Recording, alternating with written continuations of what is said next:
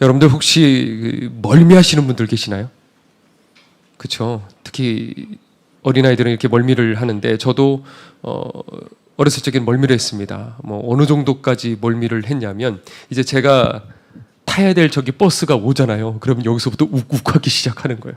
그런데 그게 멀미를 하는데 지금은 하지 않았습니다. 하루아침에 저 사라져 버렸어요. 왜 그러냐면 그 계기가 있었는데 초등학교 5학년 때 이제 그 경남의 양산시라는 데가 있어요. 거기에 예전에 그 저희 삼촌이 거기서 일을 했기 때문에 이제 거기 이제 여름 방학 때 놀러를 이제 가게 된 거예요. 갔다가 이제 돌아오다가 그만 그 버스가 사고가 나게 된 거예요. 이제 한여름인데 나른한 4시쯤 오후. 그러니까 다들 돌아오는 그 길에 버스에서 다들 잠이 들었어요. 그런데 저만 깨 있었어요. 왜냐하면 멀미하니까. 그리고 저만 깨서 이렇게 가고 있는데 갑자기 버스가요 막 그 엑셀을 밟은 거죠. 속도가 갑자기 너무 나기 시작했어요. 이거 뭐지? 그러는 순간에 갑자기 버스가 이렇게 휘청 되기 시작하더니 바깥에 이렇게 경치가 보여야 되잖아요. 그런데 경치가 보이지 않고 아스팔트가 보이기 시작하는 거예요. 그리고 쾅 하고 이제 구르기 시작하는데 쾅 하고 쓰러지는 순간에요. 그 유리창이요 팍 하고 깨져갖고 올라오더라고요. 그 장면들이 한 컷 한 컷 기억이 나는 거예요. 그리고 그 순간에 제 쪽으로 이렇게 바닥으로 떨어졌으니까 저 반대편에 있었던 아저씨들, 앉아있던 아저씨들, 입석했던 사람들 저희 쪽으로 다 떨어져 버린 거예요. 그래서 이제 사고가 나고 간신히 이제 버스를 빠져나오는데 뭐 사람들이 막 그 사이에 이렇게 와가지고요, 뭐 119도 오고 뭐 잔뜩 왔어요. 그래서 유리창이 뒤쪽도 깨지고 위쪽도 다 깨져가지고 뒤쪽으로 나가면 좀 좋을 텐데 사람들이 너무 그 안에 이렇게 끼어 있으니까 위쪽으로 이렇게 끌어올려서 그렇게 올라갔어요. 그런데 이게 참 꽤 이렇게 될 텐데 어떻게 그렇게 끌어올라서 가는데 이제 제가 마지막에 이제 올라가야 되는데 이 유리창에 뾰족한 부분이 있었어요. 거기에 그만 제가 제 팔이 깊이 이렇게 찔려버렸어요. 그 유리에. 그리고 그 상태에서 확 끌어올려 버리니까 그대로 그냥 쫙 하고 다 찢어져 버렸어요. 그런데 그게 여러분들은 그러지만은 제가 아픈지를 몰랐어요. 그렇게 찢어지는 줄도 몰랐어요. 왜냐하면 너무 놀라가지고. 그래서 바깥으로 나오니까요. 여기 머리는 2군데 다 터져갖고 이게 피가 자꾸 흐르니까 눈을 뜰 수가 없고 그리고 팔이고 뭐 손이고 다 쓸려 나가 버렸어요. 지금도 흉터가 있거든요. 그런데 이 어떤 생각이 드냐면 이게 꿈이냐 생시냐 이게 받아들여지지가 않더라고요.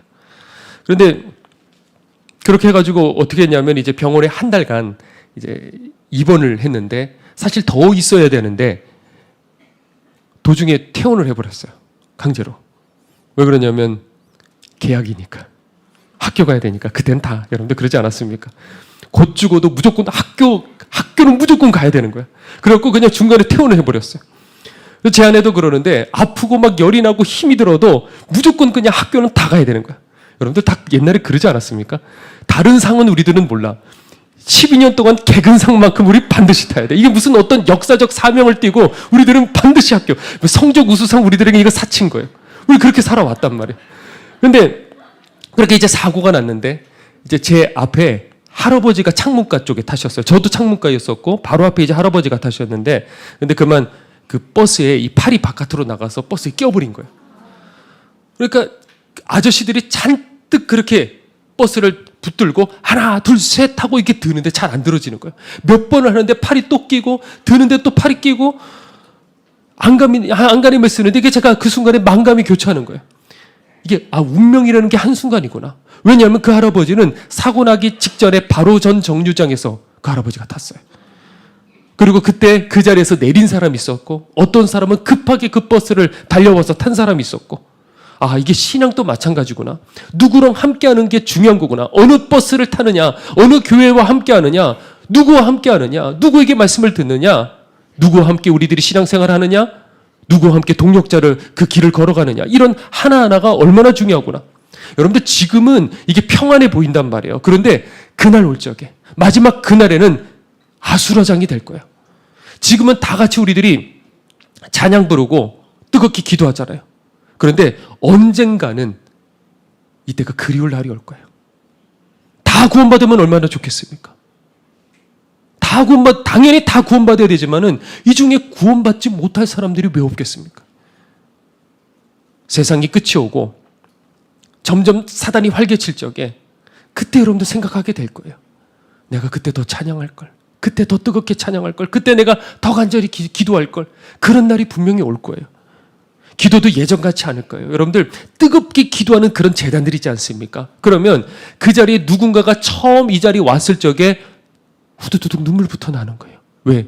기도로 쌓여왔기 때문에 그런 거예요. 그런데 이제는 교회는 많지만은 가봐도 이 기도의 단을 쌓아놓은 것이 이제 얼마 없기 때문에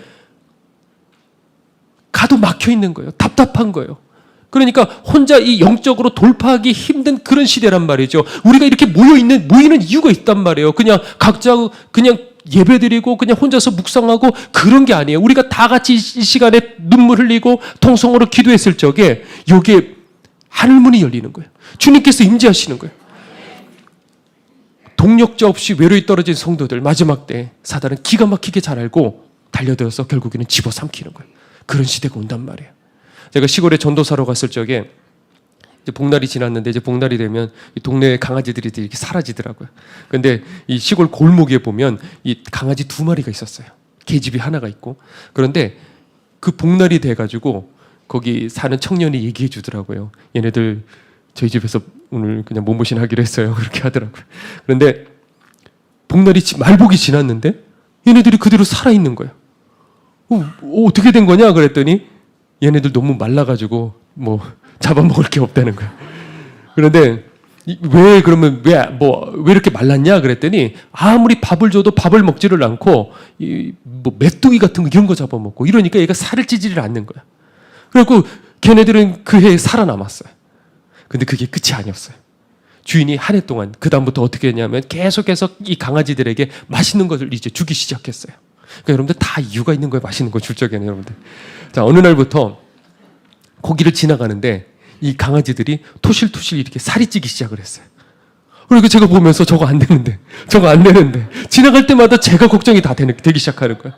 결국 그 다음 해가 되었고 이제 말복이 찾아왔고요. 그리고 그날 후로 그 강아지를 본 사람은 아무도 없었어요. 자, 여러분들 이렇게 매일같이 맛있는 걸 주는데 어떻게 살이 안 찔 수가 있겠습니까? 그러니까 여러분들 이게 사단의 전략이에요. 우리를 길들여요. 달콤한 걸 줘가지고 우리들의 이 영혼을 비둔하게 만들어. 그리고 어떻게 하는 거예요? 잡아먹으려고요. 그런데도 좋다고 하면서 다 받아먹는 나 자신을 보고 자존심 상할 수 있어야 돼, 우리들이. 왜 내가 이런 유혹에 넘어가야 되지? 왜 여기 내가 쓰러져야 되지? 이런 것에 대한 좀 자존심 상할 수 있는, 남들이 뭐 아파트를 사고 남들이 좋은 차를 살고 뭐 출세했고 왜 그런 것들로 왜 우리들이 자존심 상하냐고요. 사단도 계급이 있어요. 어떤 개인을 붙들고 있는 사단도 있고요. 가정을 붙들고 있는 사단도 있지만은 정사와 권세와 세상 어둠의 주관자들이 있다 그랬잖아요. 그러니까 이 사단은 뭘 하느냐면 어떤 세상의 어떤 사상, 가치관, 어떤 사회 시스템 이런 것들을 멀리 바라보고 하나하나씩 이런 것들을 뒤에서 끌고 나가기 시작하는 거예요. 왜? 이 세상은 다 내 것이라 그랬단 말이에요. 그렇죠? 예수님에게 그렇게 말했어요. 그래서 잘못된 그런 사상들, 사회 시스템들, 그러니까 이 동성애, 뭐 제가 여러 번 얘기했지만은 이거 정말 말이 안 되는 거예요. 이게 그냥 단순히 성경적으로 말이 안 된다 이걸 넘어서서 왜 이 소수의 사람들을 위해서 다수의 사람들이 왜 희생을 봐야 되느냐. 이게 그냥 상식적으로 봐도 말이 안 되는 상황인데 그런데 다 그렇게 누군가가 끌고 가고 있는 것 같아요. 그 배후에는 뭐가 있냐? 이건 철저히 영적인 거거든요. 사단이 지금 역사하고 있어요. 사회 시스템도 마찬가지죠. 점점 우리들이 바빠지고 점점 어떻게 돼요? 편리해지기 시작해요. 그러니까 어떻게 됩니까? 바빠지니까 예배드릴 시간이 없어요. 편리해지니까 기도를 진득하게, 그래서 하나님 만나는 사람들이 없어요. 영적으로는 막혀져 가고 있는데 왜 사람들은 눈치채지를 못할까? 우리는 이 사단이 끓여놓은 이 데펴지는 그 물에 개구리 같은 그 신세로 살아가고 있는 거예요. 근데 이게 서서히 데펴져 가고 있으니까 이게 모르는 거예요. 왜? 남들 다 그렇게 살아가니까 돌아보면. 정신 바짝 차리셔야 되는 거예요. 지금 상황이 왜 이런데 왜 우리들은 왜 작은 문제 갖고 자꾸 픽픽 쓰러질까? 말씀을 들어도 왜 자꾸 세상에 대한 이런 미련들이 우리들은 강할까? 왜 내 안에 이런 욕심이 자꾸 있고 개도 물어가지 않는 그런 자존심 때문에, 자존심은 왜 이렇게 강한지, 왜 작은 것 갖고 상처받고 그것 때문에 자꾸 헤어나지를 못하고요. 이런 믿음 갖고 나중에 마지막 때 핍박이 다가올 적에 견딜 수 있을까요? 신앙 때문에 직장 잃어버리고요, 믿음 때문에 가족과 결별하게 될 때 여러분들 그때는 어떻게 견디시겠습니까? 우리는 왜 설교를 통해서 자꾸 단물을 먹으려고 그래요? 위로만 받으려고 그래요. 너무나도 세상 재밌는 게 많아서 아무리 말씀을 들어도 나갔을 적에 다 잊어버리는 거예요. 그러니까 이게 연장선으로 이어지지가 않는 거예요. 지난주에 설교를 기억하십니까? 이거를 내 가슴 속에 집어넣고 새겨넣고 내 모양으로 만들어버려야 되는 거예요. 그런데 이게 단절이 돼버리는 거예요. 왜? 세상에 재밌는 거 너무 많으니까. 이 가운데 자기를 지켜서 들림받은 그 신부들은 과연 얼마나 있을까? 이 가운데 정말 하나님 보시기에 흰옷 입은 사람들은 과연 얼마나 있을까? 자, 오늘 본문을 통해서 이 마지막 시련이 닥치기 전에 미리 여러분들에게 지금 말씀들을 나누는 거예요. 우리가 어디를 어떻게 단련해 놔야 끝까지 천국까지 이룰 수 있을까? 저는 여기에 관심이 있어요. 그러니 우리들이 마음껏 찬양 부를 수 있을 때, 마음껏 말씀 들을 수 있을 적에 여러분들에게 이 말씀을 나누려고 합니다. 자, 오늘 이 본문은요, 이 여호수아와 이스라엘 백성들이 이제 가나안 땅 들어왔어요. 들어와서 어디부터 먼저 갑니까? 여리고성. 모르시나요? 자, 여리고성부터 가서 무너졌어요. 그렇죠? 그 다음에 어디로 가요? 아이성. 그래서 아이성도 무너졌어요. 바로 그 직후 얘기입니다. 그러니까 두 성이 차례대로 격파를 당한 거를 이제 가나안 족속들이 이제 다 알게 된 거예요. 그래서 동요하기 시작했어요. 그러면 이대로 가면 우리도 어떻게 된다? 이거 무너지겠다. 각계 격파당하겠다. 그러니까 우리가 다 함께 연합해서 저 이스라엘을 치자. 자, 이런 말들이 오고 가고 있었어요. 자, 그런데 그 중에 이 아모리 족속 중에 이 기브온 성 사람들이 있었어요. 이 성은 아모리 족속 중에서도, 그러니까 전체 가나안 땅 중에 최고가 아모리, 그런데 그 중에서도 가장 최고의 성 중에 하나였어요. 그 힘 믿고 버틸 수 있었어요. 그런데 이 기브온 성 사람들은 알았어요. 저들에게 하나님이 함께 하신다. 인간의 힘으로 지금 여리고성이 함락된 게 아니야. 그렇다고 하면 우리가 아무리 인간의 힘으로 연합한다고 해서 저들을 이길 수 있는 게 아니다. 이렇게 판단을 했어요. 그럼 여러분들 어떻게 하시겠습니까? 이길 수 없다. 어떻게 하시겠습니까?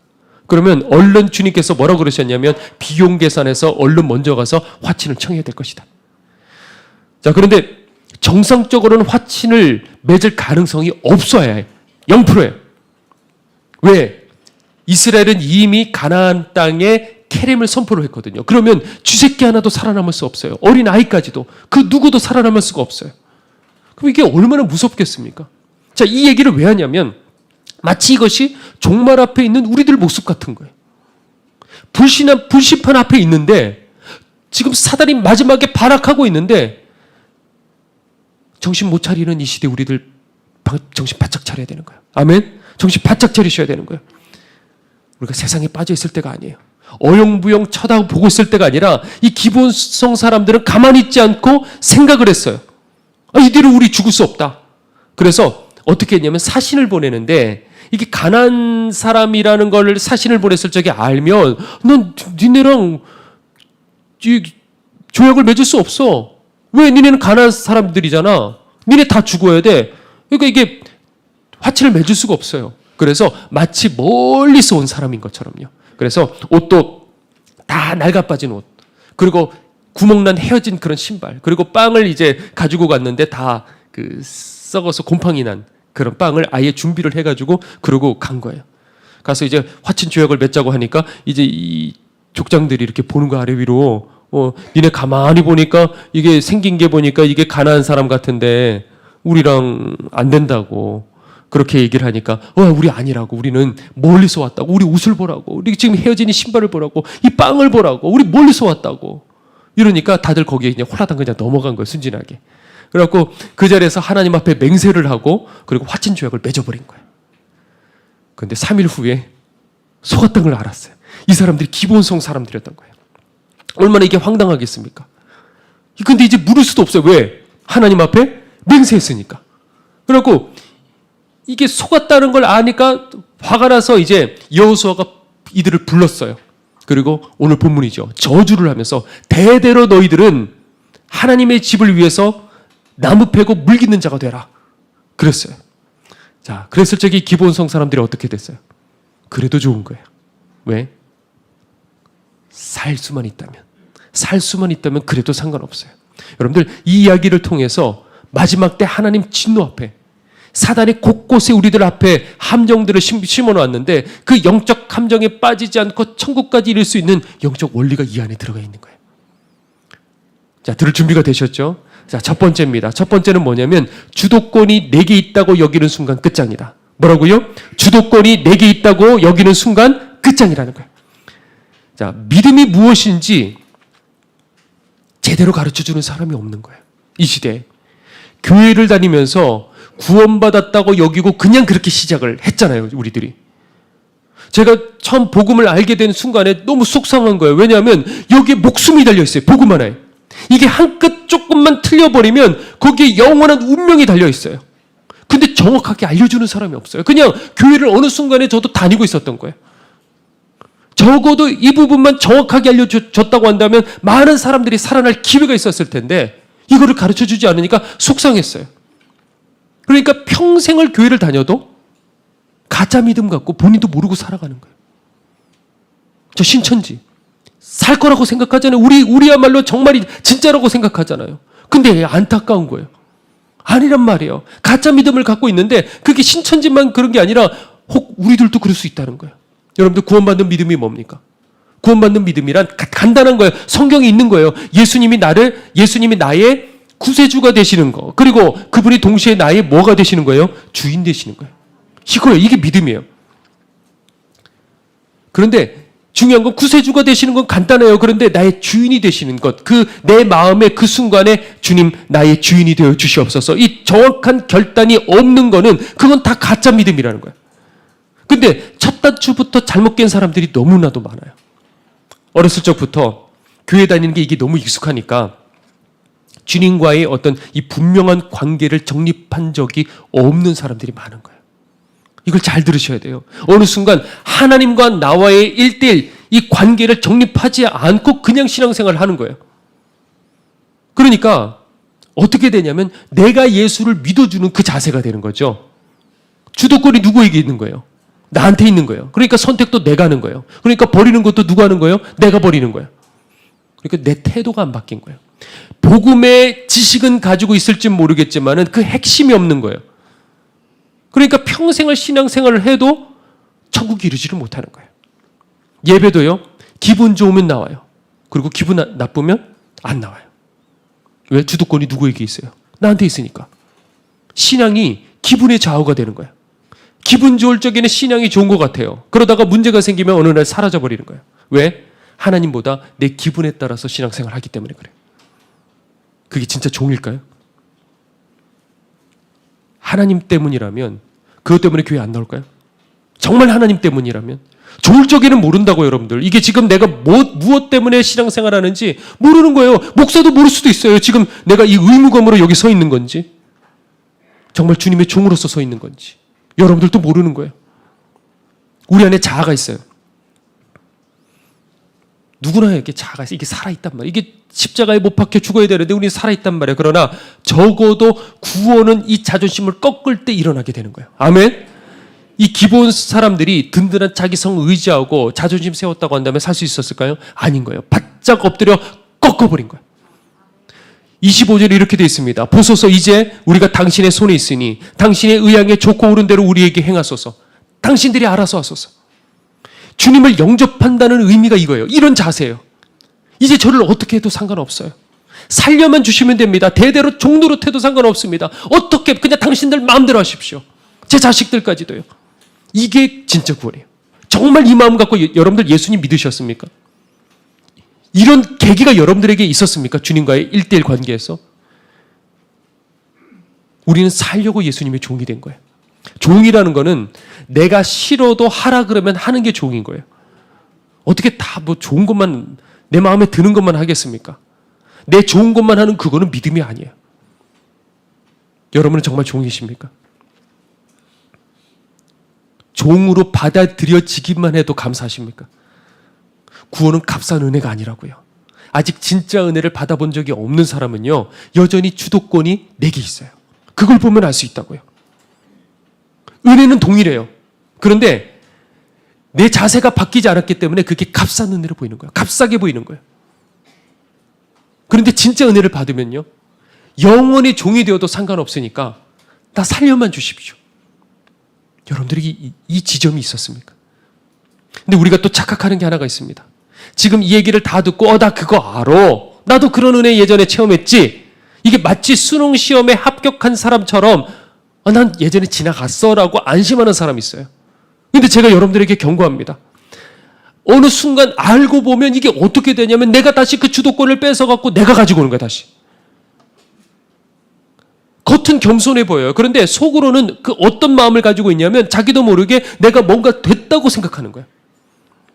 나 이런 사람이야 라고 생각하는 그 순간에 여러분은 신앙이 무너져 가고 있는 거예요. 그게 바로 바리새인이잖아요. 누구도 못 고치는 독사의 자식들아. 그러니까 우리들은 어떻게 되느냐? 항상 나를 낮춰야 되는 거예요. 항상 어디까지? 천국 가는 그날까지 나를 계속 낮춰서 나는 누구다? 나는 종이다.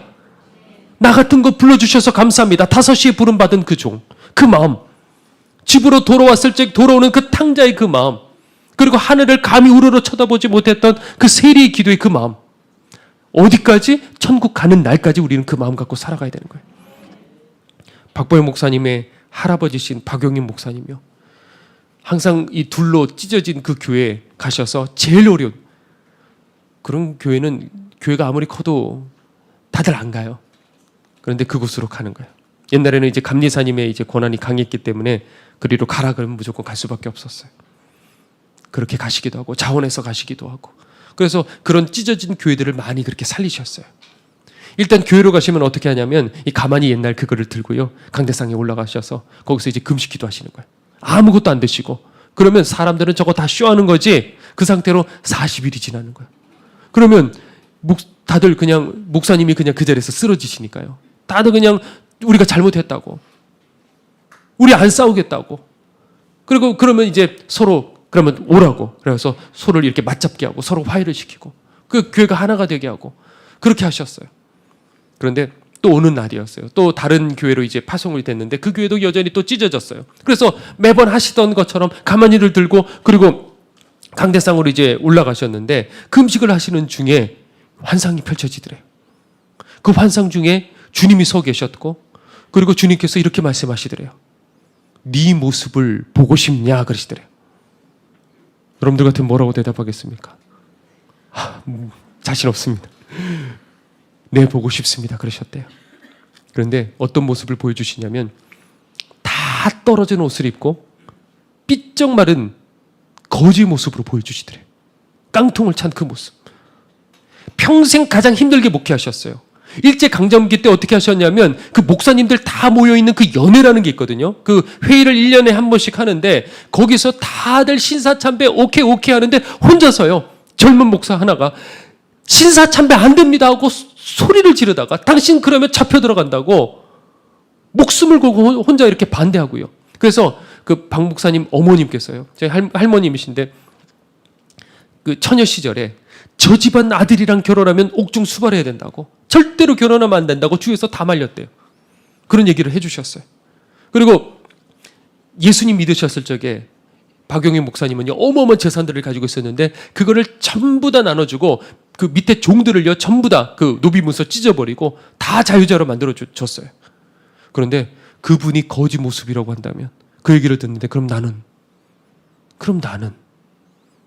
이런 생각이 들어요. 왜 그 모습이었냐면 얘기를 해주시는데, 그분 당신도 모르게 내가 이런 사람이지, 내가 가면 다 해결돼 라는 이 마음속의 교만, 이걸 가지고 교만이라고 우리가 감히 말할 수도 없는, 그런데 마음속에 그 교만이 있었다고 고백을 하셨대요. 주님께서는 목사님 정말 사랑하셨어요. 만약에 주님께서 이런 것들을 보여주시지 않았다고 한다면 평생 그걸 알아차릴 수 있었겠습니까? 그걸 좀 느꼈다고 하더라도 이게 그렇게까지 심각했다고 느꼈겠습니까? 그러지 않았을 거란 말이에요. 많은 사람들이 내가 지금 주도권을 쥐고 있는지 모르고 있는 거예요. 그러니까 죽을 때까지 우리는 잊어버려서는 안 돼요. 우리는 누구라고요? 종이라는 거야. 종. 그 끝까지 그 나라는 나를 낮춰야 들어가는 나라예요. 그리고 들어가서라도 이 한 가지 기준에 따라서 그 나라의 영광이 달라지게 돼 있어요. 자, 두 번째입니다. 두 번째는 뭐냐면 목마름에서 결단으로 이어지지 않으면 무너진다는 거예요. 다시 한번, 목마름에서 결단으로 이어지지 않으면 무너진다는 거예요. 자, 애초에 이 기본 사람들은 살 가능성이 없다 그랬잖아요. 이미 케렘을 선포했기 때문에 이 사람들은 지옥 갈 운명이에요. 창세기 15장 16절에 이미 하나님께서 계획 속에서 말씀을 하셨는데 아브라함에게 뭐라고 그러시냐면 네 자손은 4대 만에 이 땅으로 돌아오리니 이는 아무리 족속의 죄악이 아직 관영치 아니함이니라, 이렇게 얘기하셨어요. 하나님은 이미 가나안 땅을 멸하기로 작정을 하셨어요. 몇 년 전에? 430년 전에 아브라함 시대 때. 그러나 그 죄악이 관영할 때까지 내던져버리셨어요. 내버려 두셨어요. 그리고 그것이 그 죄악의 그 무서운 열매들이 뚝뚝뚝뚝 떨어지는 그때까지 하나님을 기다리셨으니 거기가 얼마나 악하고 음란하고 더럽겠습니까? 그런데 그 가나안 7족속 중에 이 대표가 아모리 족속인데 거기 기브온이 속해 있어요. 이제 참고 참아서 하나님의 진노가, 그 진노의 용암이 지금 쏟아지려고 그런단 말이에요. 그러면 여러분들 살 수 있습니까? 아무리 사람이 우리라고 해봐요. 기본 사람이 우리라고 해봐요. 살 수 있나요? 이걸 들었어요. 430년부터 이미 작정했어. 너희들은 지옥 가기로 결정됐어. 그러면 나 지옥 가기로 결정됐으니까 포기해야 되겠습니까? 많은 분들이 그래, 나 혹시 지옥 가기로 예정된 건 아닐까요? 그런 건 아니에요, 그거는. 그걸 우리가 어떻게 알 수가 있겠습니까? 여기도 아니라 그랬어요. 그렇죠? 완전히 불가능한데 이 사람들 살았단 말이에요. 그 비결은 뭐냐? 목마름에서 머뭇대지 않고 결단으로 이어진 것. 이거예요. 아무리 종말 앞에 있더라도요. 더 이상 그래서 성령께서 역사하시지 않고 사단이 그냥 이 땅을 사로잡고, 근데 그 가운데서도요. 그 기가 막힐 환경 속에 여러분들이 혹시 있다 하더라도 살 수 있는 그 비결은 뭐냐? 바로 간절함이라는 거예요. 여러분들 자녀, 여러분들 가족, 도무지가 그냥 세상에 쪄들어갖고 예수 믿지 않는 거예요. 아니요. 아무리 불가능하다고 여길지라도 그 불가능을 뚫을 수 있는 한 가지가 있는데 그게 뭐라고요? 간절함이라는 거예요. 신구약 전체를 관통하고 있는 가장 첫 번째 원리, 심령이 가난한 자는 복이 있나니. 바디메오, 혈루증 걸린 여인. 이 공통점은 이 사람들 구원과 전혀 상관없는 사람들이었는데 간절함 하나로 다 뚫어내버리는 거예요. 백부장이요. 지붕 뚫은 이 4명의 친구들이요. 그리고 수로보니 여인. 사랑을 하는 이들이 지금 아픈데 간절하니까 어떻게 됩니까? 그들 영혼이 산단 말이에요. 그러니까 이런 구절들이 있다고요. 이 구절들을 보고 주님은 말씀하시는 거예요. 내게 나오라. 아무리 너희들이 흑암 가운데 있다 할지라도 하나님의 이름을 부를 적에 아무리 버려지기로 작정됐다 하더라도 하나님이 결심을 하셨다 하더라도 오랜 세월 동안에 너희들은 버려졌다고 아예 작정을 하셨다 하더라도 내게 구하라. 그럼 너희들 살리라. 이게 하나님 말씀인 거예요. 왜 안 된다고 생각하십니까? 그들은 기회가 주어졌을 적에 어떻게 했냐면 결단했어요. 라합, 룻, 사라반 여인, 에스더 결단했단 말이에요. 그때 하나님께서 살려주셨어요. 여러분들 예배 나올까 말까 이거 주저하고 있습니까? 순종할까 말까 이거 갈등하고 있습니까? 여러분들 지금 그럴 때가 아닌 거예요. 계속 결단하고 또 결단하고 이게 습관이 되셔야 되는 거예요. 매 순간마다 제가 오늘 여러분들에게 설교를 할 적에 어떤 분들은 설교를 그냥 쫙 구조를 다 아시는 분들이 있어요. 똑똑하신 분들. 어떤 분들은 다 타자를 치고 메모를 하셔요. 이걸 하나하나 다 기억을 해내셔요. 근데 어떤 분들은 이게 설교가 다 이해가 안 될 수도 있잖아요. 그러나 상관없어요. 한 부분이라도 여러분들 붙잡으시면 되는 거예요. 근데 그걸 붙잡고 그걸 이해하는 것에서 끝나지 않고 결단을 하셔야 되는 거예요. 하루 단위로 여러분들 하나님 앞에 내가 오늘 어떤 결단을 할까? 계속 결단하고 사셔야 되는 거예요. 만약에 그렇게 결단하고 살 적에 그 순간에 그게 하나님 여러분들의 인생의 결정적인 기회가 지나갈 수도 있단 말이에요. 제가 그랬어요. 저는 이제 머리가 커지고 하나님과 상관없는 길로 이제 가려고 제 인생의 계획들을 이게 다 짰단 말이에요. 그런데 저희 어머니가 이제 얘기를 들으신 거예요. 기도를 하다가 이제 제가 종의 길을 이제 가야 된다 하니까 저는 전혀 그쪽과는 상관이 없었고 심지어 고3인데도 목사님이 어떻게 목사님이 되는지조차도 모르는 정말 문외한이었단 말이에요. 겨우 교회 끌려다니고. 그러니까 저 같은 사람도 목사가 됐단 말이에요. 그러니까 여러분들 자녀를 위해서 절대 이 녀석 그냥 이렇게 하지 마시고 희망을 가지고 기도를 하셔야 돼요. 자, 그런데 그러다가 이제 신학교를 가야 된다. 저희 어머니가 신학교 가야 된다. 그래갖고 그냥 뭐 그 당시에도 이제 4군데 집어넣을 수 있으니까 뭐 이렇게 넣었죠, 그냥. 네, 뭐 어차피 저는 거기는 안 갈 거니까. 근데 보니까 덜컥하고 다 이제 4군데가 다 합격이 됐어요. 근데 저는 뭐 거기에 관심이 없으니까 이미 제가 원하는 거기에다가 이제 그 등록금까지 다 집어넣어 버렸어요. 그리고 이제 끝나기 이제 직전인데 바로 그날. 근데 저희 어머니가 저를 매달리는 거예요. 종이 길을 가야 된다고. 제발 종이 길을 가야 된다고. 근데 저희 누나는 그때 그렇게 저같이 그렇게 신앙이 없었어요. 그렇기 때문에 그래 갈 수 있다. 타협안을 냈어요. 갈 수는 있지만은 나중에 그냥 일반대 갔다가 그때 정말 맞다고 한다면 그러면 대학원 때부터 가면 되지 않겠냐. 그렇게 타협안을 냈단 말이에요. 근데 저희 어머니는 가려면 한 번에 가야 된다.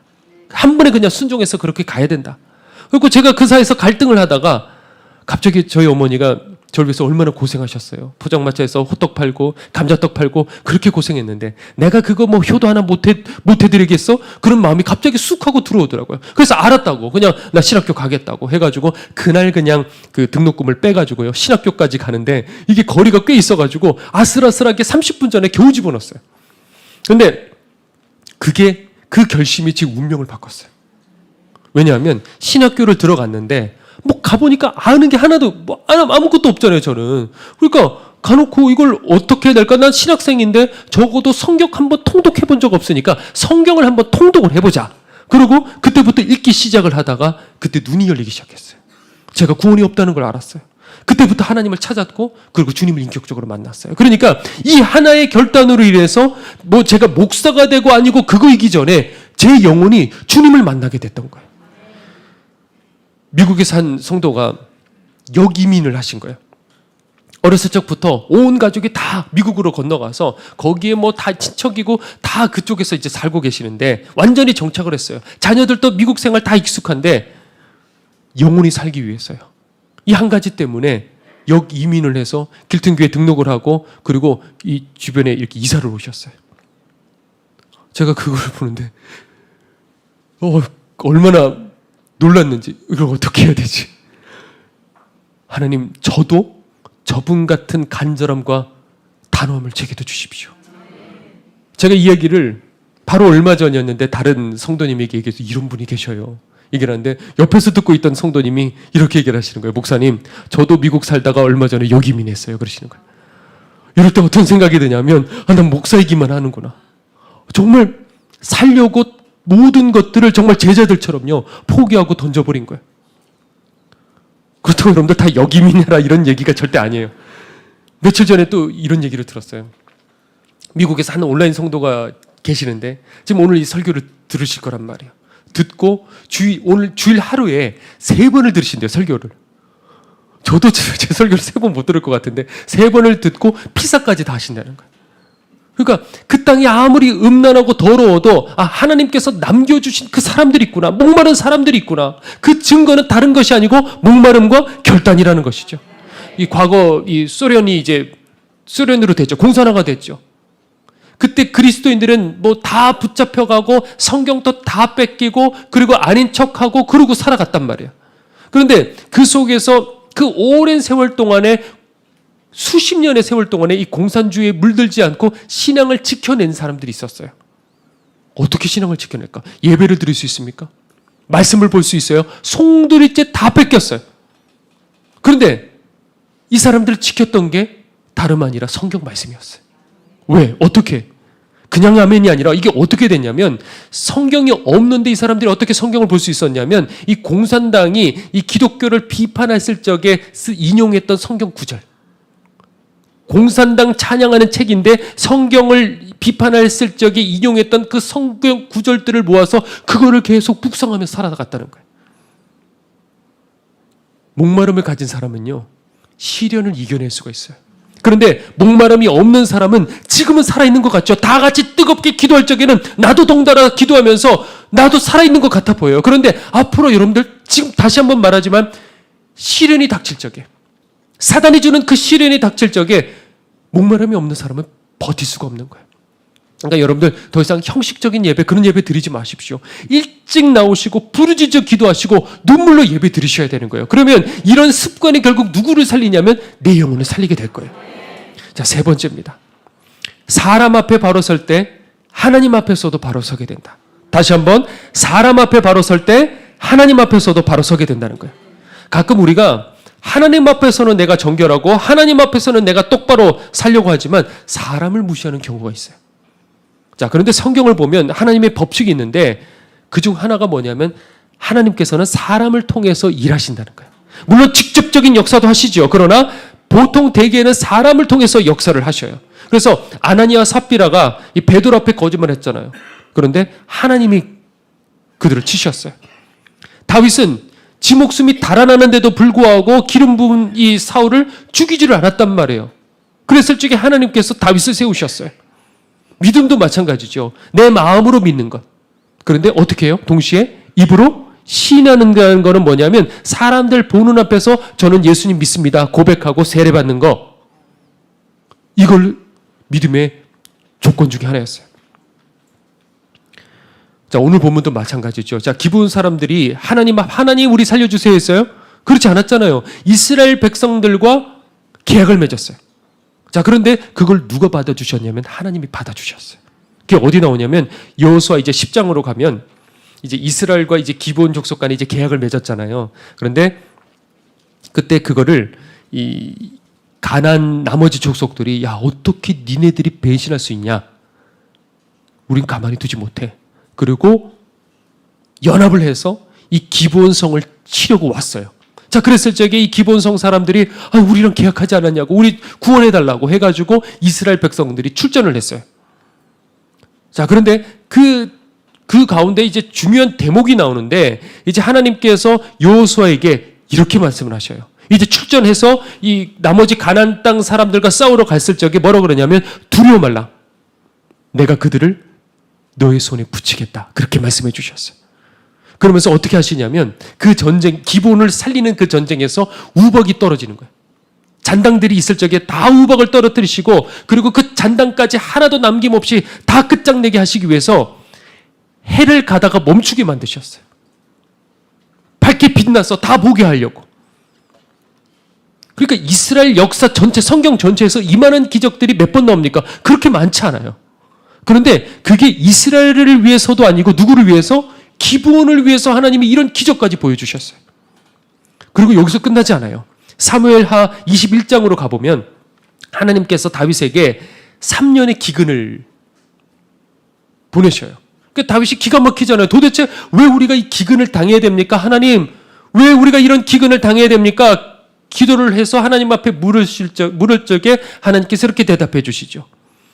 여호수아 때 내가 기브온을 사람들을 살려주겠다고 사람들이 그렇게 맹세를 했는데 이 사울이 이스라엘을 위해서 기브온 사람들을 죽였기 때문이다. 그렇게 얘기를 하셨어요.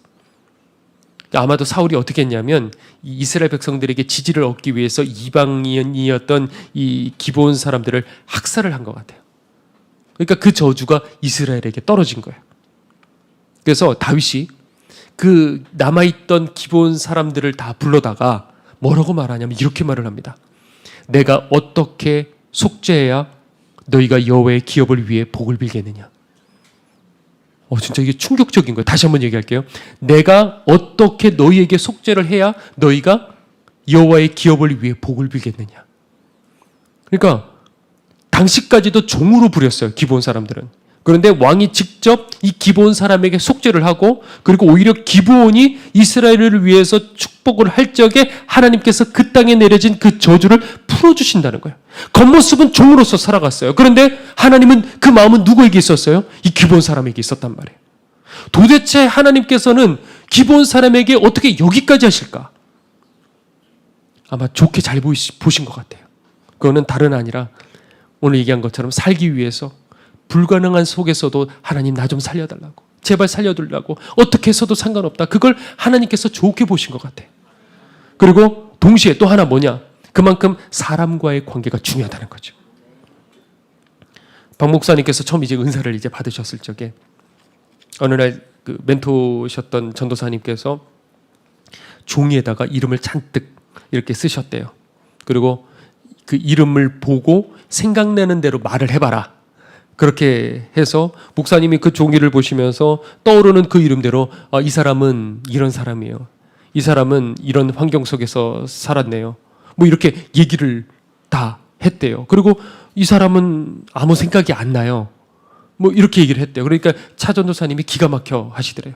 왜냐하면 정확하게 다 맞췄으니까. 아마도 생각나지 않은 사람은 아마 임의로 이름을 적은 것 같아요. 근데 박 목사님은 제발 이 은사 좀 사라졌으면 좋겠다. 왜냐하면 사람 보는 사람마다 다 보이니까, 속속들이 다 보이니까, 내 앞에서 웃고 있지만 그 속은 아니니까 이게 사람이 자꾸 판단이 되는 거예요. 근데 어느 날 그 영적인 눈으로 박장훈 목사님까지 보이시더래요. 근데 박 목사님은 인격적이시거든요. 그래서 한 사람에게 이렇게 전달을 할 적에 그대로 직설적으로 너 이렇게 해야 돼? 이렇게 절대 얘기하시지 않고 화법을 어떻게 쓰시냐면 이분에게 말씀을 하시려면 죄송해요. 이분에게 얘기를 하셔요. 그리고 돌려 이분에게 돌려가면서 얘기를 하는데 저는 이제 오래 있다 보니까 처음에는 이분에게 얘기를 하는 건 줄 알았는데 그게 아니고 날 위해서 얘기를 하시더라고요. 그러니까 그런 방법으로 목사님은 돌려 이게 인격적으로 얘기를 하셔요. 그러니까 그날 거기 가셔서 뭐 아버지 이렇게 하시겠습니까? 돌려가며 그냥 지나가듯이 그렇게 얘기를 했겠죠. 자, 그런데 바로 그날 그 은사가 다 사라져버렸어요.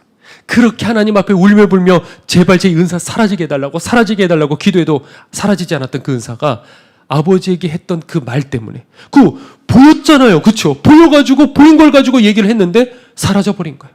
그러면서 저에게 그 얘기 해주시더라고요. 영적 질서라는 건 정말 무서운 거야. 정말 무서운 거야. 그러니까 사람 앞에 우리들은 자기를 낮춰야 되는 거예요. 존중해야 될 사람들을 존중해야 되는 거예요. 하나님만 위한다고 사람에게 함부로 대해서는 안 된다는 거예요. 이런 습관들이 여러분들을 되려 지키게 되는 거예요. 나를 낮추셔야 돼요. 자, 지금 제가 얘기했던 이 세 가지 영적 법칙을 지금 뽑아냈는데 이 기본 사람들에게서 나온 거예요. 이것들을 여러분들 잘 지켜낼 적에 그날 하나님께서 여러분들을 기억해 주실 줄 믿습니다. 이 기본 사람들은 아까 말한 것처럼 종말을 코앞에 지금 두고 있어요. 하나님의 재판은 이미 끝장났어요. 땅 하고 이미 끝났단 말이에요. 진노 앞에 있단 말이에요. 그런데 이 사람들 가만히 있지 않았어요. 포기하지 않았어요. 내가 할 수 있는 모든 것들을 다 동원해서 살고자 노력을 했어요. 자, 그랬을 적에 하나님께서 직접 선택하신 사람이 됐어요. 아무리 버려질 운명이라 할지라도 전혀 다른 인생이 될 수 있구나. 여러분들, 이게 우리들에게 정말 절실히 필요한 것은 뭐냐? 지금 이 상황, 우리들이 살고 있는 이 세상이 딱 가나안 땅과 같은 거예요. 점점 하나님의 진노가 당장 내일 쏟아 부어져도 이상하지 않는 그런 시대에 우리들이 지금 살아가고 있어요. 천천히 데워져서 혹 여러분들 중에 그걸 눈치채지 못한 사람이 있을지 모르겠지만 세상은요 이미 건드리지 말아야 될 하나님의 창조의 원칙까지 이미 건드리기 시작했어요. 이것저것 다 굳이 말할 필요 없죠.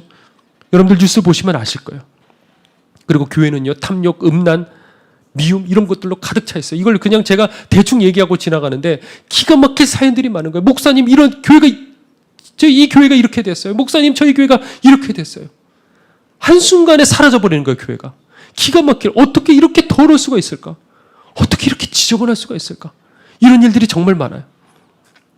여러분 이제 말씀 정리할게요. 여러분들 이제 여러분들 이렇게 믿음을 지키기 점점 어려운 상황으로 갈 거예요. 출산율이요 이렇게 가다가 쭉 떨어지잖아요. 그렇죠? 이게 그냥 서서히 그럴 것 같죠? 아니에요. 어느 순간에 이게 꺾이는 거예요. 그러면 꺾이는 순간부터 쭉 하고 떨어지는 그날이 온단 말이에요. 우리는 대비해야 돼요. 이 말씀들을 그래서 여러분들에게 나누는 거예요.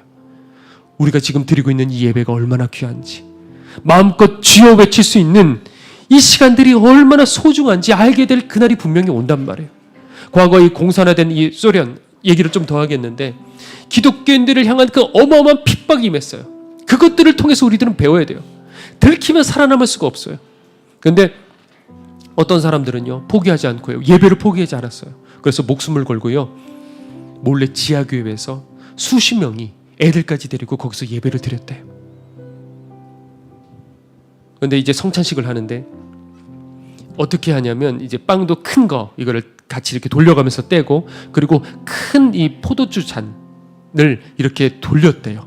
그래서 이제 사람들이 이렇게 마시는데, 그런데 이 포도주 잔을 이렇게 받았을 적에는 이게 포도주 잔만 있는 게 아니라 포도주 반 그리고 눈물 반. 얼마나들 우는지. 눈물 없이 예배를 드릴 수가 없어요. 왜? 언젠가 붙들려 저 탄광으로 끌려갈 운명이라는 걸 그 사람들은 알았던 거예요. 오늘이 마지막 예배일까? 오늘이 마지막 예배일까? 매 순간 예배를 그렇게 드렸던 거예요. 그리고 결국에 그날이 찾아왔어요. 누군가 이거를 알고 밀고를 했어요. 그러다가 예배를 드리다가 그냥 들이닥쳐가지고 다 붙잡혀, 애들까지 다 붙잡혀 갔대요. 그래서 그 몇십 명 되는 그 교인들 전체가 추운 겨울에 탄광에 끌려가서 거기서 다 소식도 없대요. 다 죽었대요. 여러분들 불행하다고 생각하십니까? 그들이? 육적으로 보면 눈물 나는 얘기예요, 정말 이런 것들이. 그런데 영적으로 보면 과연 우리들은 살아있을까? 그 핍박 때문에 그들은 한 번 한 번의 예배가 간절할 수밖에 없었어요. 오늘 기본 사람들처럼 간절할 수밖에 없었어요. 우리는 과연 살아있을까? 자유하다 하며 풍족하다고 하며 우리들은 과연 심판대를 준비하고 있을까? 이 한 번의 예배가 얼마나 소중한지 우리들은 깨달아야 되는 거예요. 눈물로 드려야 되는 거예요. 인도 얘기를 해보죠. 이 인도의 오리사 지역은요, 핍박이 심한 지역이에요. 인도는 공식적으로 카스트 제도가 없어졌다고 말은 하지만 실제로는 그 영향력은 그대로 있어요. 정치, 경제, 이 핵심에는 다 브라만 계급이 있단 말이에요. 근데 그동안에는 이 브라만 계급의 사람들이 별로 노력하지 않아도 이게 계급 중심으로 살아왔기 때문에 별로 어렵지 않게 살아왔어요. 그런데 이 카스트 제도가 명목상으로라도 이게 무너지게 되면서 이 하층민들이 그중에 개중에 튀는 사람들이 있단 말이에요. 자기 직업을 치고 들어오는 거예요. 그러면서 이 브라만 계급에서 스트레스를 받기 시작했어요. 예전에는 노력하지 않아도 됐는데 이제는 노력하며 살아가야 되는 거예요. 그런데 그 핵심에 뭐가 있었냐면 기독교가 있는 거예요. 왜? 하나님 말씀에 하나님 앞에 다 평등한 거예요. 그러니까 어떤 사람들이 주로 믿냐면 가장 하층민들이 예수님을 믿는 거예요. 그런데 때마침 어떤 일이 있었냐면 이 힌두교랑 이 이슬람이랑 이제 서로 싸우는 사건이 일어났어요. 그래서 그 싸우는 와중에 이 힌두인들 몇 사람이 죽게 된 거예요. 그런데 그거를 힌두교 측에서 어떻게 발표를 했냐면 이거는 기독교인들의 소행이다, 이렇게 발표를 해버린 거예요. 그래갖고 그 소식을 듣고 힌두교인들 많은 사람들이요, 한 5천 명 정도가 어느 한 마을로 몰려갔대요. 그래서 집에 불을 지르고 사람들을 탁 치는 대로 죽이기 시작하고 칼로 참수를 하고 기름을 껴얹고 불을 지르고 뭐 그런 일들을 한 거예요. 쑥대밭이 됐어요. 근데 그때 예수님 부인하지 않던 한 목사님이 끌려갔어요. 그리고 사람들이요, 그 아들에게 얼굴에다가 총을 들이대대요. 그러면서 뭐라고 말하냐면 예수만 부인하면 놓아주겠다. 네 아들 놔주겠다. 근데 그 아이가 그때부터 울기 시작하더래요. 아빠 절대 예수님 부인하면 안 돼요. 나는 이제 천국 갈 텐데 아빠가 예수님 부인해서 천국 못 오면 어떡해요? 아빠 나 먼저 갈 테니까 우리 천국에서 만나요. 그 얘기를 듣고 아버지가 보는 앞에서 얼굴에다가 총을 쏴버렸어요. 14살짜리 여자아이. 그 마을이 불타는데 다 보는 앞에서 여러 남자들에게 성폭행을 당했어요. 동일하게 말해서 예수 부인하면 살려주겠다. 근데 이 아이는 거절했어요. 14살짜리. 그런데 거기에다가 어떻게 했냐면 그 14살짜리 그 아이에다가 휘발유를 부었어요. 그리고 불을 질러버린 거예요. 보다 못한 그 선교사님들이요, 목숨 걸고 달려들어가서 그 아이를 결국 구해냈대요. 그런데 이미 온몸에 극심한 화상으로 다 그 고통을 이 아이는 견뎌야만 했어요. 그러니까 누군가가 그렇게 물었대요. 뭐라고 물었냐면 잠깐 너 예수님 부인하고 그리고 회개하고 예수님 믿는다고 하면 되지 않겠니? 누가 이런 말을 했어요. 그러자 이 아이가 뭐라고 그러냐면 주님께서 나를 어디까지 사랑해 주셨는지 이제 조금 알 것 같아요. 그래서 차마 제가 예수님 부인할 수가 없었어요. 자, 목숨을 걸고 단호하게 주님을 택했을 적에 주님은 기본 사람들을 기억하셨어요. 수많은 이스라엘 백성들보다 중요한 건 내가 지금 이방인이냐 택함받은 이스라엘 백성이냐, 그게 중요한 게 아니에요. 예수님을 믿을 적에 뭐가 중요하냐면 목숨을 걸고 내 모든 것들을 내려놓고 예수님 믿는 거. 이 아이가 그 생명을 걸고 예수님을 택했을 적에 주님께서 이 아이를 기억하실 거예요. 많은 걸 잃어버리면 어떻습니까? 손해보면 어떻고 내 자존심 좀 상하면 어떻습니까? 여러분들 목말르셔야 돼요. 단호하셔야 돼요. 낮아지셔야 돼요. 내 주도권은 어떻게 되느냐? 주님 앞에 드리고 평생 나는 종으로 살아가야 되는 거예요. 그 결단, 이게 하나님 보시기에 인치시는, 끝까지 기억하시는, 세상 다 무너지더라도 하나님 붙드시는 바로 그 하나님의 사람인 줄로 믿습니다. 우리 시간에 함께 찬양 드리며 우리 간절히 기도하죠. 하나님, 나는 정말 진짜 믿음을 갖고 있습니까? 마지막 때 그 시련이 닥쳐올 적에 과연 나는 그 시련을 이겨낼 수 있는 그 믿음을 가지고 있습니까? 하나님 이 시간에 내 실상을 보게 해달라고 함께 찬양 드리겠습니다. 주님 다시 오실 때까지 나는 이 길을 가리라. 좁은 문, 좁은 길, 좁은 문, 좁은 길, 나의 십자가 지고 나의 다른 이 길 끝에서 나는 주님을 보리라.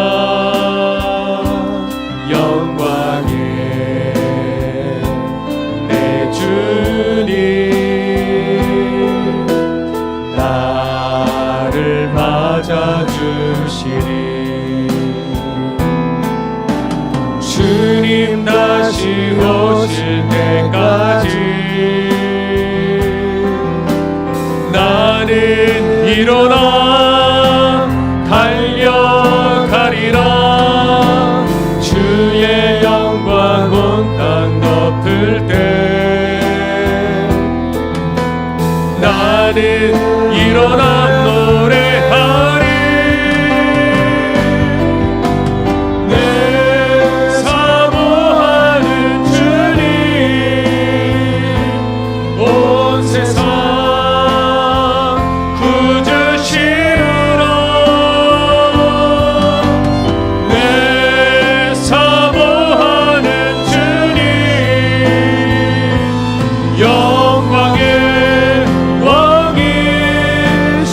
다시 한번 찬양하겠습니다. 주님 다시 오실 때까지, 주님 다시 오실 때까지 나는 이 길을 가리라.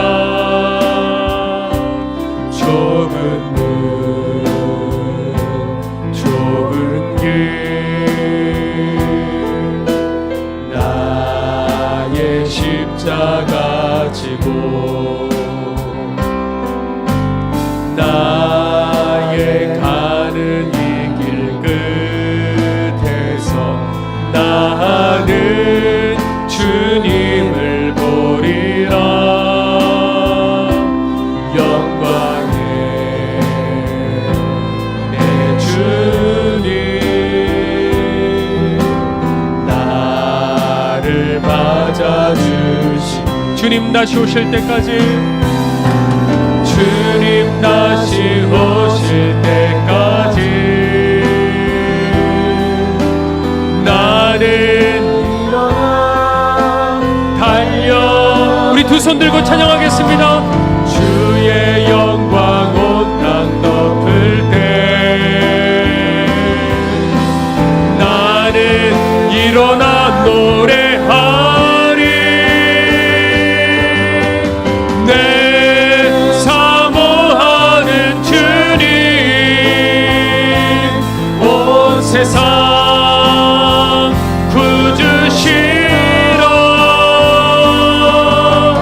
내 사모하는 주님, 영광의 왕이. 우리 시간에 들은 말씀 생각하며 이 마지막 때를 살아가는 주의 신부들이 마지막까지 우리들의 옷을 더럽히지 아니하고 저 천국까지 갈망하러 이르게 해달라고 우리 시간에 주여 한번 외치고 함께 통성으로 기도하도록 하겠습니다. 주여,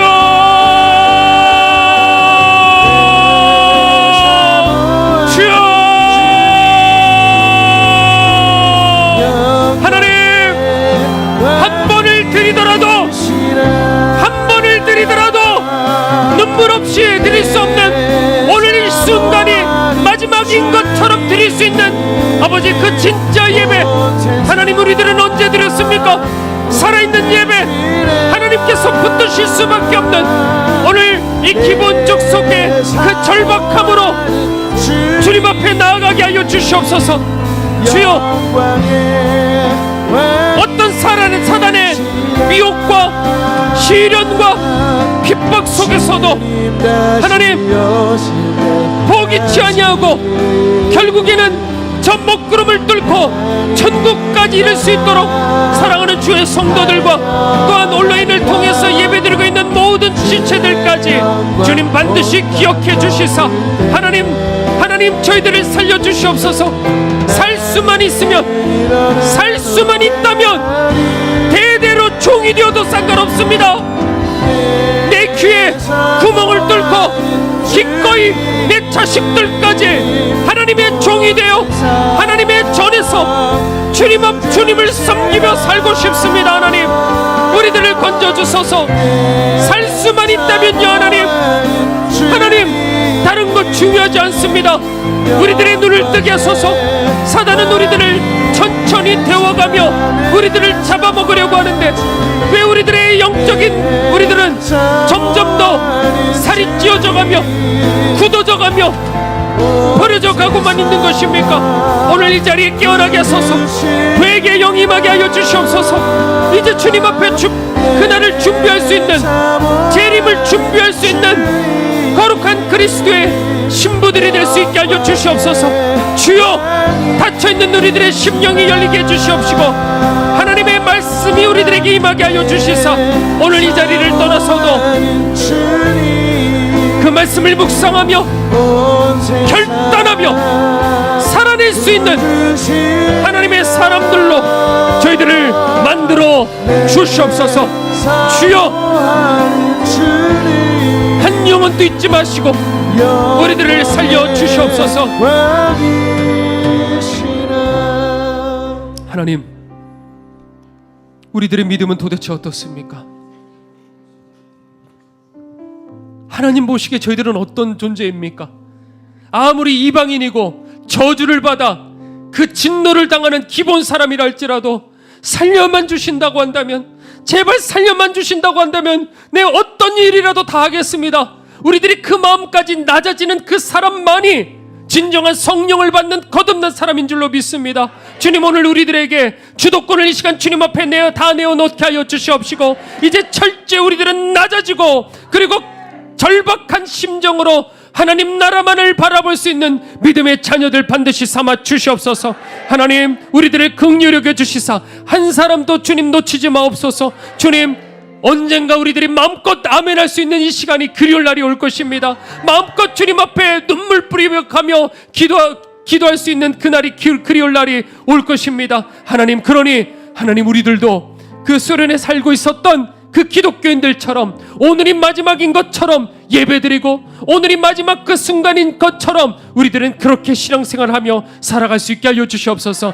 그 습관이 결국 우리들을 살리게 될 줄 믿습니다. 오늘 주님 앞에 우리들의 귀한 예물을 이 시간에 올려드리오니 주여 기억하여 주셔서 지금도 어느 곳에서 핍박을 당하고 있으며 지금도 어느 곳에서 무너져가고 있으며 죽어가고 있는 그 영혼들을 향해 주님의 손길이 거기까지 반드시 닿게 하여 주시옵소서. 그곳에 살게 하여 주시고 함께 이 믿음의 길을 걸을 수 있는 그 기회들을 허락하여 주시옵소서. 이렇게 드렸을 때 주님 저희들을 긍휼히 여겨 주시사 하나님 우리들의 자녀들을 기억하소서, 가족들을 기억하소서, 이 마지막 때의 길튼 교회를 기억하소서. 저희들은 다른 거 원치 않습니다. 살려만 주시면 됩니다. 살려만 주시면 대대로 우리 귀에 구멍을 뚫고 종으로 살아가도 상관이 없사오니 주여 우리들을 기억하여 주시옵소서. 그러나 오늘 이곳 가운데 병든 지체들이 있사오니 주님 기억하여 주시고, 아버지 그 생활이 무너진 지체들이 있사오니 주님 도움의 손길을 내밀어 주시사 회복되고 치유되고 건져지는 하나님의 능력을 볼 수 있게 하여 주시옵소서. 지금은 우리를 위하여 십자가에 달려 들어가신 예수 그리스도의 은혜와 하나님의 크신 사랑과 성령님의 함께 하심이 이 마지막 때 하나님 나라를 준비하는 그 신부들이 되기를 간절히 주님 소망하오니, 오늘 이곳에 있는 모든 성도들 위해 주님의 은혜가 임할지어다. 아멘.